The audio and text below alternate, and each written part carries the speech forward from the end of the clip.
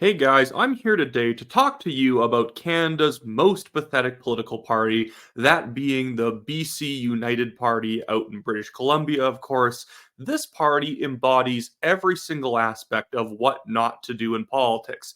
This party had every advantage in the world to be able to reclaim the provincial government after the NDP won the 2020 election, and it has thrown that all away in favor of consultants and focus group run policy and marketing. This party has made sure that it appeals to absolutely no one by triangulating itself to the exact point where it takes every position that makes every single person upset or disappointed in what they're saying and doing. And I just want to scroll through a little bit of their social media to make it perfectly obvious why nobody is voting for Kevin Falcon's United Party. Everyone in British Columbia has pretty much either shifted NDP or BC Conservatives. And the BC Conservatives, in fact, actually probably have the momentum going into the 2024 provincial election in British Columbia.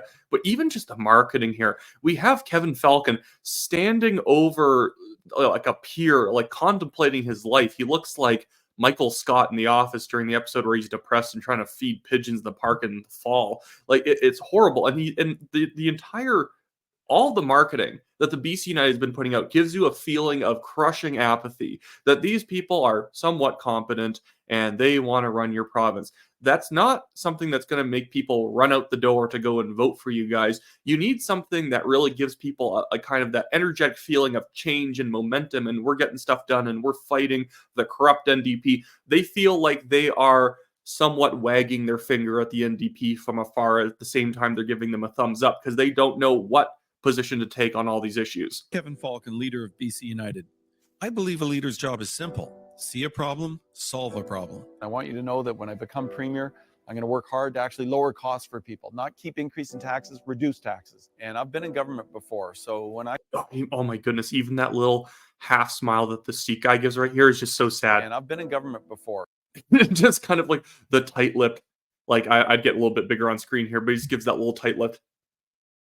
Like he knows that he's supposed to seem like somewhat interested in what Kevin Falcon is saying, but he can't bring himself to it. But why I want to talk about this today is that the BC United have been absolutely scuffing this controversy they're in regarding a potential merger between themselves as well as John Rustad's BC Conservative Party. It was obviously never going to happen.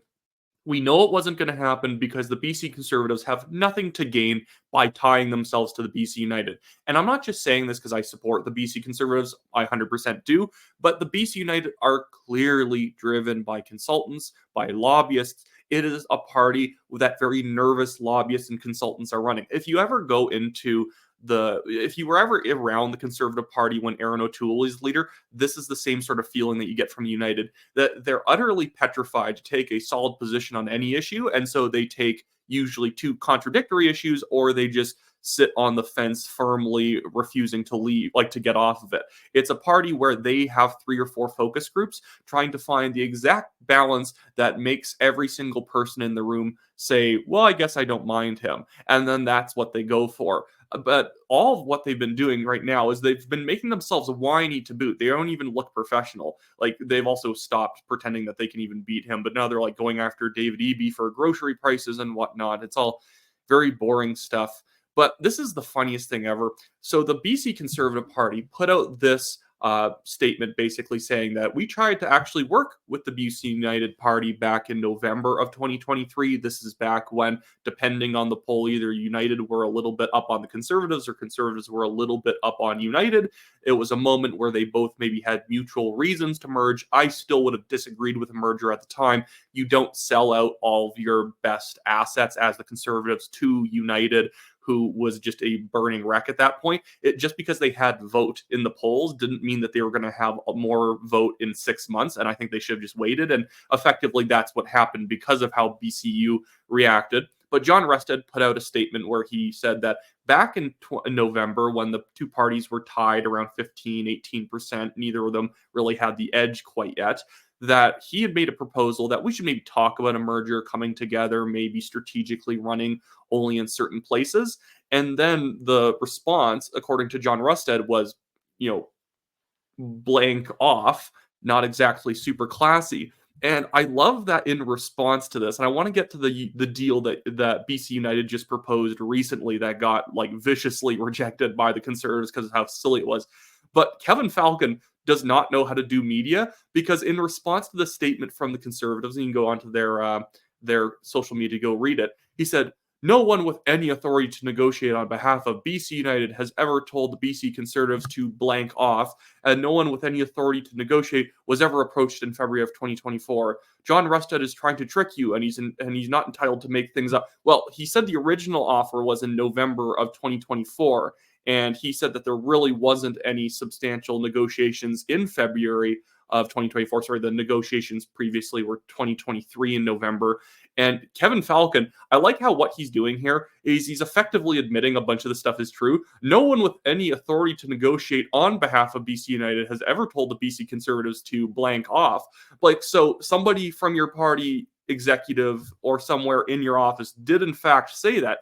They just weren't authorized to sign any deals. Okay, so you sent a flunky out to meet John Rustad at a time where his party was obviously going to surpass you in the polls, because you wanted to hide in your office and pretend that you're still the toughest man in BC politics and I'm hard-nosed and I don't have to talk to John Rustad, that turncoat, even though I kicked him out of my own party and he naturally went to the Conservatives, who weren't even a real party before John Rustad took over the leadership. But yeah, now Kevin Falcon is all outraged that I can't believe that they're not entitled to make up their own facts. Dude, say this a week ago. It's so obvious that even this had been talked about in 3 or 4 meetings with BC United's consultant executive, where they're slowly putting together over the past 2 weeks what's our exact response to what Mr. Rustad has said. And they're 2 weeks late to say anything. John Rustad already made his point very clear. We're not merging. You guys were rude to us back in November.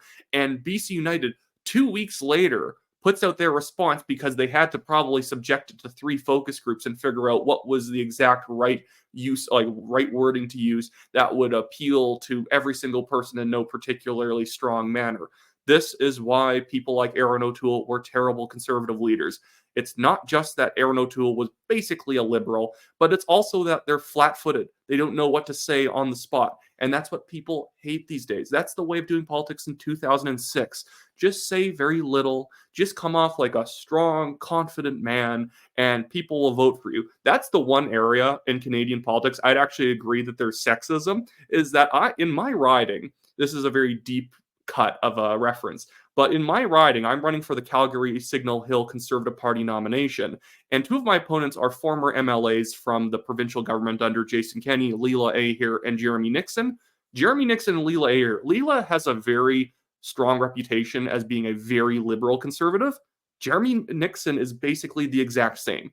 He is basically the exact same on all the issues, but frankly, he is a tall man with, broad shoulders and a square jaw. So people are like, well, he must be more conservative. No, he actually voted against conscience rights for doctors in 2019, saying, well, I believe in conscience rights. I just don't like that conscience rights are getting in the way of non-discriminatory healthcare decisions. It's like, what? Then you don't believe in conscience rights. You get all this sorts of stuff going on. But that's what people hate, the idea that you also will say something like, I believe in conscience rights, but not when it does blah, blah, blah. It's like, you don't believe in it then. Stop saying stuff. That was what was going wrong with Aaron O'Toole the entire time he was the federal Conservative Party leader. And that is the defining thing about Kevin Falcon. He can't make his mind up on any of the issues at all. He has to wait to be told what to say on these issues. And I heard he used to be a pretty decisive guy when it came to policy. Kevin Falcon endorsed Maxime Bernier for the 2017 Conservative Party leadership. And that's not to say that means he's,